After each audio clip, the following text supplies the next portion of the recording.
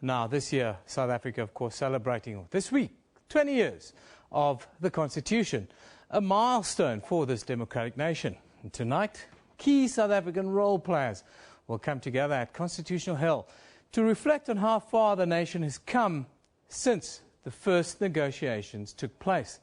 Now, joining us this morning from our Pretoria studio, well, he's the man who is known for his prominent role in the negotiations to end apartheid and put together the first constitution of a democratic South Africa. Mr. Roelf Meyer, very good morning to you, sir, and thank you for joining us. Thank you, and good morning. How far have we come? If you look at the work that you did 20 years ago to where we are today with the Constitution of South Africa, how do you view this 20-year that has passed? Well, first of all, I think it's important to reflect on the Constitution itself. I mean, when we passed the Constitution in 1996, and later that year it was enacted by the signing of President Mandela, it was one of the milestones not only for South Africa, not only for the settlement of the apartheid problem and the demise of apartheid, but also bringing into being a new democracy on sound values and a basic foundation for the nation to live on into the future. And that milestone is being recognized not only in South Africa but across the world. It's a global benchmark for many still in the world. And for that reason also some of us as South Africans are still sharing the South African experience on how to bring about peace in a situation where it was unfortunately seen as almost insurmountable to bring about a settlement. So 20 years later, I think we can still celebrate that. It's a very important milestone still in the world. From the experiences that I have going around the globe in other conflict areas, people see it still as one of the most outstanding, unbelievable achievements of the last, I would say, 20, 30, maybe even longer time. And therefore we can celebrate it as South Africans. We have created a lot of institutions through the Constitution that stand up to its tests all the time, like the Constitutional Court, the Public Protector, and a number of others. And yes, we should be happy as South Africans about that. Do we celebrate South Africa enough today? Do we celebrate our Constitution enough today? Or us South Africans, do we like to inflict more damage on ourselves if you look at what's happening around us in South Africa today? Well, I think the one beacon that is still standing very clearly and very prominent in all these deliberations that we come across in recent times is the fact that the Constitution is there. The Constitution is untouched as far as that is. Of course, there are a number of issues relating to what has been provided in the rights part of the Constitution, in other words, in the Bill of Rights, reflecting shortcomings as far as implementation is concerned and so forth. But the reality is the Constitution as an instrument, as the founding document of the nation, as the supreme law of the land, that is not in question. And the Constitution provides for what was the ideals and the vision that was created by those that drafted it 20 years ago. And I think we can still say that is unchanged. But what is obviously necessary is that many of the challenges that come across as a result of inequality, as a result of poverty, as a result of unemployment, and a number of other issues still have to be addressed. But that is the task of the government of the day that has to address that. And all of us as South Africans should work still at making sure that the actual transformation of South Africa happens. It didn't so far. The transition was there from apartheid to a new democracy. That was created by the Constitution. But the follow-through, the transformation in the socio-economic sense has not been completed. It's unfinished business. It is indeed a work in progress. But I wanted to talk to you about rights. You mentioned the rights enshrined in the Constitution, but with rights come responsibilities. Now, societies become more aware of their rights in this social media age that we live in now.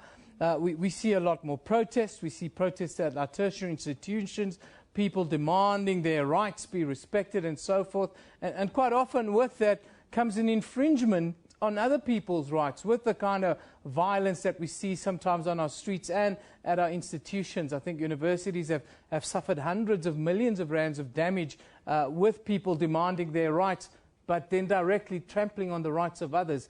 How do we deal with this kind of understanding of our Constitution?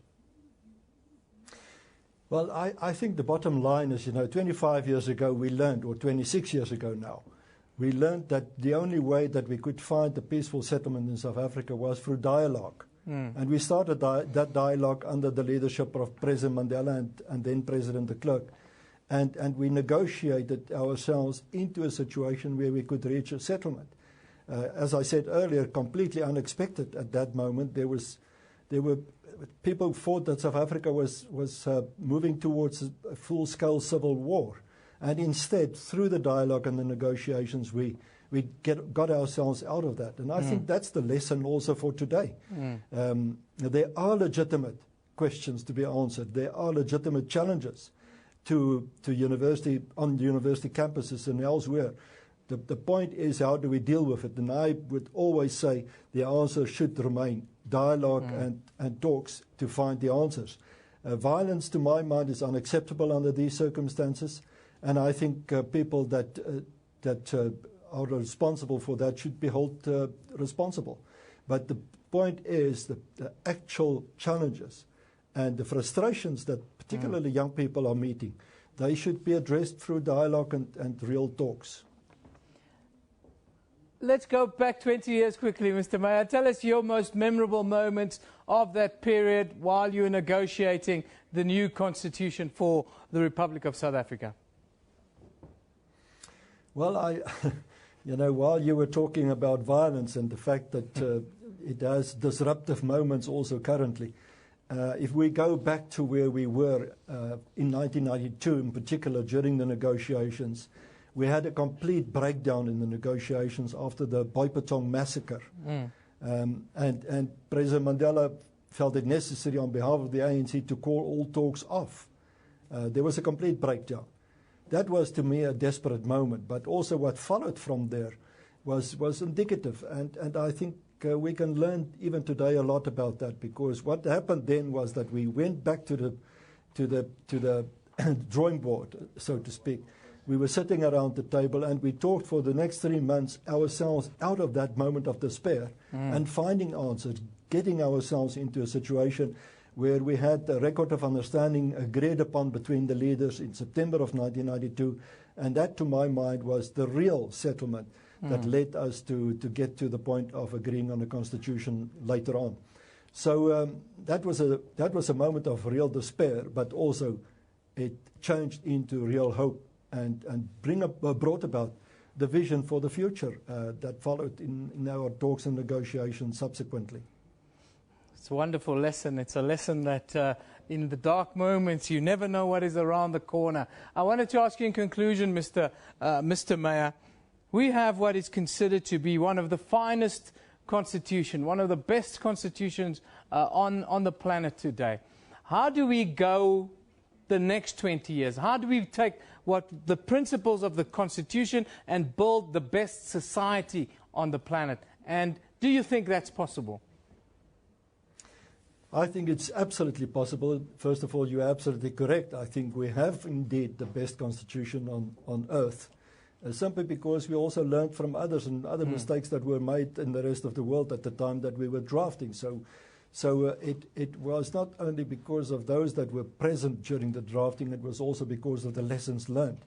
But what helped us in the end was to look at the future and to say to ourselves, what is it that we hold as a vision for the country? And I think exactly that question should be asked on a continuous basis. We find ourselves right now in a situation where I think that question is very relevant. And we should actually expect those in command of the country to take that question very strongly and ask ourselves, what is it that we want for the future right now? What is it that we need to take forward? And our Constitution lays the foundation, as we've said already. The foundation is clear. It's quite specific in terms of the rights outlined in the Constitution. But it's a matter of fulfilling and implementing those rights in such a way that all South Africans as individuals and the nation as a whole can benefit. And we require the leadership to actually take us forward on that basis. And I think that leadership is not only required from current leaders, but also from future leaders. And in a certain way, what we're seeing happening on our campuses, I think we can actually applaud, because it shows that there are leaders, young leaders, current leaders at university campuses that are stepping forward and saying, we want to take our responsibility and we are prepared to make it our own. And I think that is what we are requiring. For some period of time during the last 20 years, I think we have unfortunately failed ourselves in a lack of responsibility and the lack of ownership. And to my mind, there is a change of climate. I see a new dynamic. Of course, the Constitution is there, but the reality is the country has to be governed on a daily basis in the right direction. And I think that is the important question to be addressed right now. Mr. Meyer, thank you for joining us today. It was fantastic to have you with us. All the best with tonight's function at Constitutional Hill. I understand that you'll be attending. Thank you once again for joining us this morning. Thank you, Eben.